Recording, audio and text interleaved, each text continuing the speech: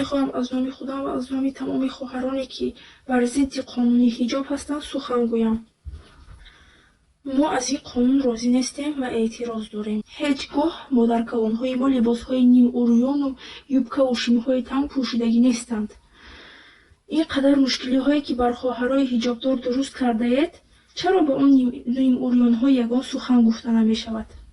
ва албатта фаромӯш накунед ки мо аввал мусалмонем ва баъд тоҷик. ҳиҷоб ин моли араб нест, ҳиҷоб ин фармондаи Аллоҳ субҳанаҳу ва тааля аст.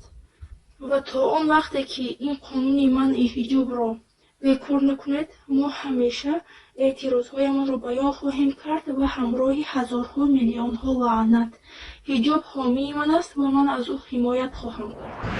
Ассалому алайкум ва раҳматуллоҳи ва баракатуҳ. дар Тоҷикистон қонуне баромада ки бар зидди сатр. мо аз ин қонун розӣ нестем, розӣ набудем, иншоаллоҳ ки мо розӣ намешавем.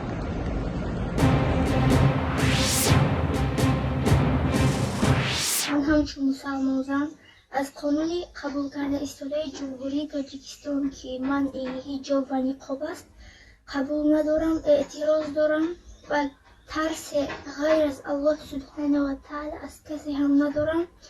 و پیش از آنکه که این قانون رو قبول کنید خوب فکر کنید که هزارها میلیون ها لعنت به سویتون فرستاده خواهد شد.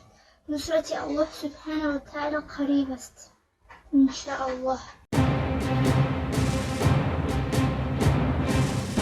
من شهروند جمهوری تاجیکستان، نامی من خالد و میخواهم که ناراضگی خدمت نسبت قانونی که میخواهند جاری کنند در تاجیکستان نسبت سطر و حجاب مادران و خواهران و اپوهای ما، من اصلا راضی نیستم و خواهش از هر یک شهروند جمهوری تاجیکستان که نارضایتی خودشو بیان کنند.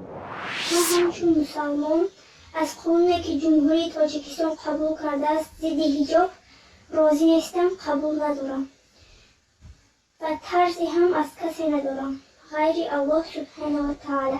ما اول مسلمانیم و بعد تاجیک. حتی دولت‌های کفار چنین رفتار ندارند با خواهرای حجابدار و نقابدار.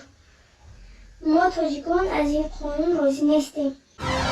آزادی و حجاب، آزادی و دین، آزادی و عبادت در تاجیکستان.